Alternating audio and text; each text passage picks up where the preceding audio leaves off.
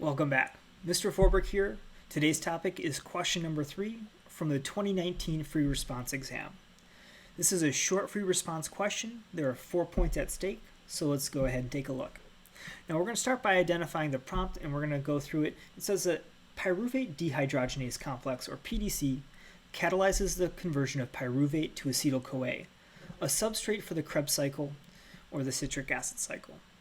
The rate of pyruvate conversion is greatly reduced in individuals with PDC deficiency, which is a rare disorder.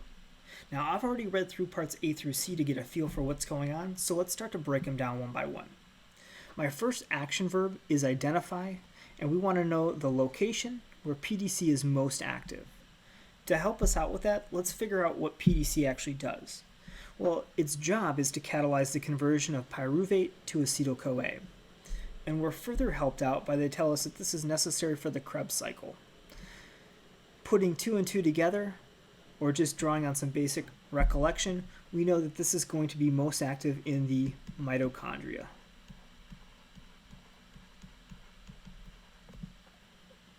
Moving on to part B.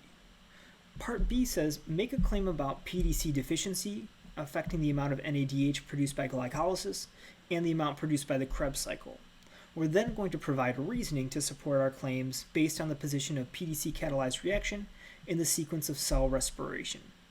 So what I'm looking for here is, what do I need to be doing? Well, I need to make a claim about PDC deficiency affecting NADH in glycolysis, as well as in the Krebs cycle. Furthermore, I'm going to go ahead and provide reasoning to support that claim based on the position in the sequence of the cell respiration pathway. So to start out, let's go ahead and outline that pathway real quick. In that pathway, begin with glycolysis. We're going to proceed into the Krebs cycle.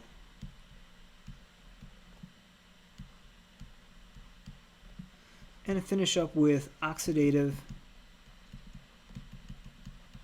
phosphorylation.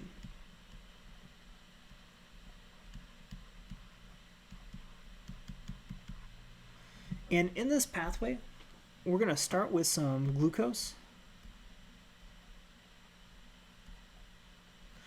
We're going to go ahead and break that down and see that that energy is transferred into pyruvate, NADH, and ATP. And then that pyruvate will be converted to acetyl-CoA.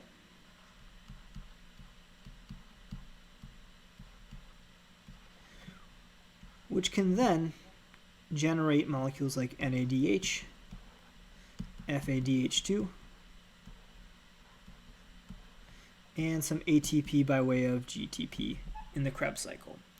Now, because the piece only asks us for glycolysis and how it pertains to the Krebs cycle, we're going to go ahead and kind of ignore oxidative phosphorylation now, because that's downstream in the pathway. All right. Looking at both of these two processes, I see that I get NADH in both. So to know how it's going to affect each, I need to know where this deficiency is taking place. Well, we've already established that it's actually interfering with this conversion of pyruvate to acetyl-CoA. So what that means, or the impact that it'll have, is, well, glycolysis happens before the deficiency takes place, so we're not going to see any change in NADH production. So my claim for glycolysis will be no change or unaffected based on the fact that it's before the deficiency.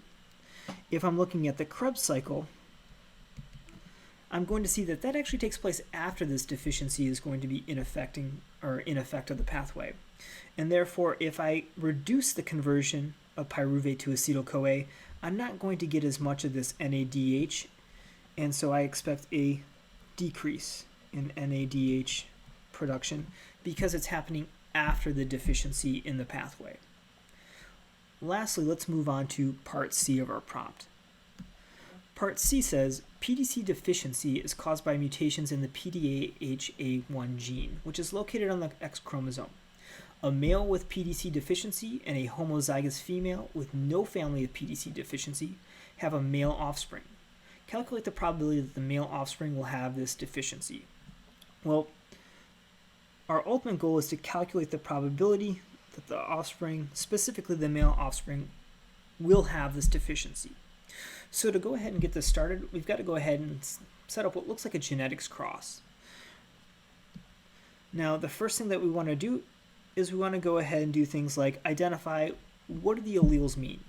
So this is an X-linked trait, and so we're going to represent our normal X, or we'll just say wild type or no deficiency. But we also have a PDC deficient allele,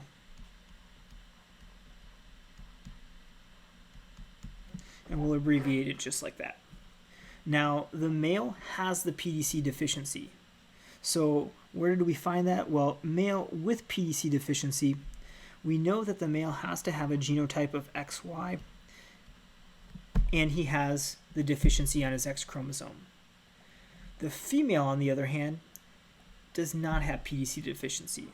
So we know she's going to be XX, and what reassures us that she's not a carrier is they go further to say that there's no family history of PDC deficiency.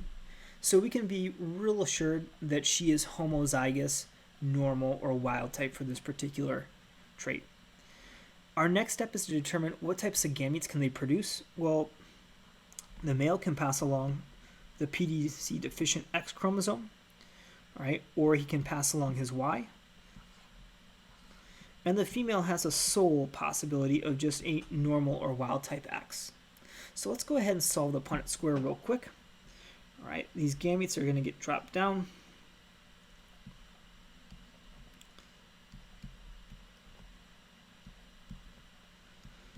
So we will produce one female that is a carrier for PDC deficiency, and all of our male offspring will be phenotypically normal. Now, moving back to the question itself, it says calculate the probability that the male offspring will have the PDC deficiency. So right now we're kind of ignoring any of the females. It's not asking us about that. We look at the males and we find out that 100% are normal, which means that 0% are PDC deficient. That takes care of this particular FRQ. Thanks for stopping in, and we'll see you next time.